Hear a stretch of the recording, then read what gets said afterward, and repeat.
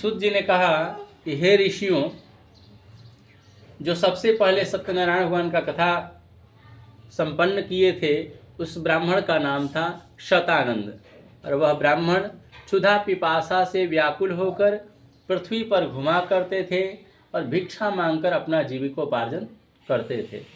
चूँकि ब्राह्मण से विशेष प्रेम करते हैं भगवान, इसलिए वो साधारण रूप का धारण करके उस ब्राह्मण के पास जाकर पूछ दिए, हे ब्राह्मण देवता, हे द्विज श्रेष्ठ, आप ये भिक्षा क्यों मांग रहे हैं?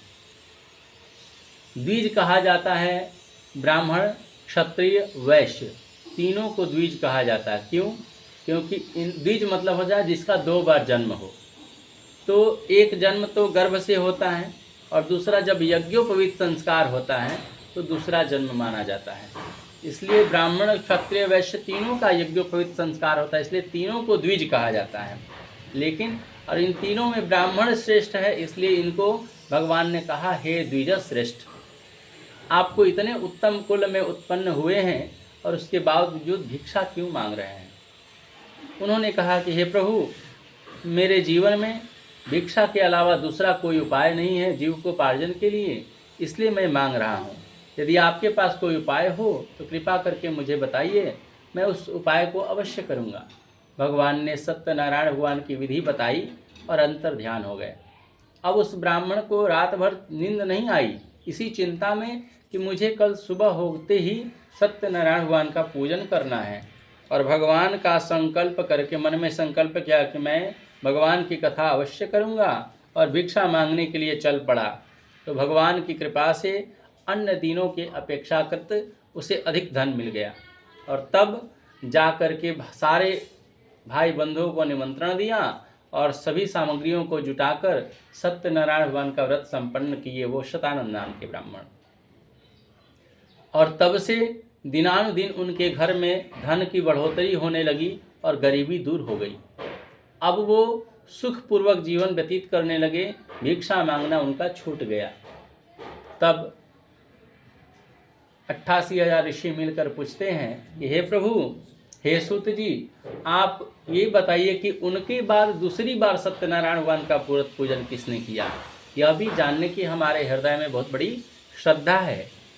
तब सूत जी ने कहा कि एक बार वहीं शतानंद नाम के ब्राह्मण अपने घर में सभी बंधुओं को बुलाकर सत्यनारायण भगवान का पूजन ब्राह्मण के द्वारा करा ही रहे थे।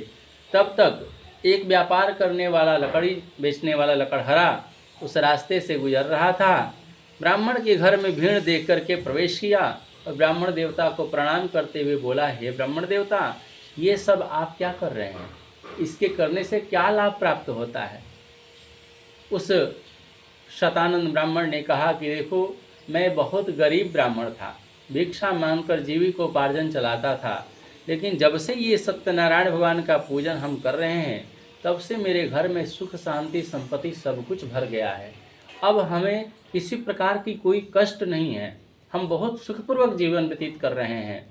ऐसा सुनकर लकड़हरा बैठकर कथा श्रवण करने लगा। ब्राह्मण देवता ने सुनाया कि हे, कितना भी जरूरी काम क्यों न हो, व्रत के बीच में, कथा के बीच में उठकर नहीं जाना चाहिए। बैठकर वो कथा सुनने लगा।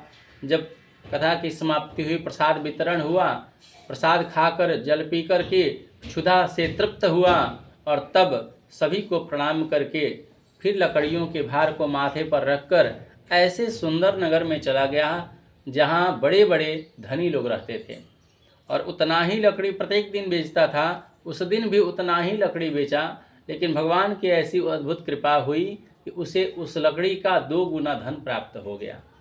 रास्ते में आते हुए भाई बंधुओं को निमंत्रण देते हुए अपने घर आया और खूब धूमधाम से सत्यनारायण भगवान का व्रत पूरा किया, और तब से उस लकड़हरे के जीवन में भी सुख, शांति की प्राप्ति हुई, और जब तक इस धरती पर जीवन व्यतीत किया, सुखपूर्वक जीवन व्यतीत किया, और मरने के बाद वैकुंठ धाम को चला गया। एक बार प्रेम से बोलिए वृंदावन बिहारी लाल की, सत्यनारायण भगवान की, आनंद कंद भगवान की।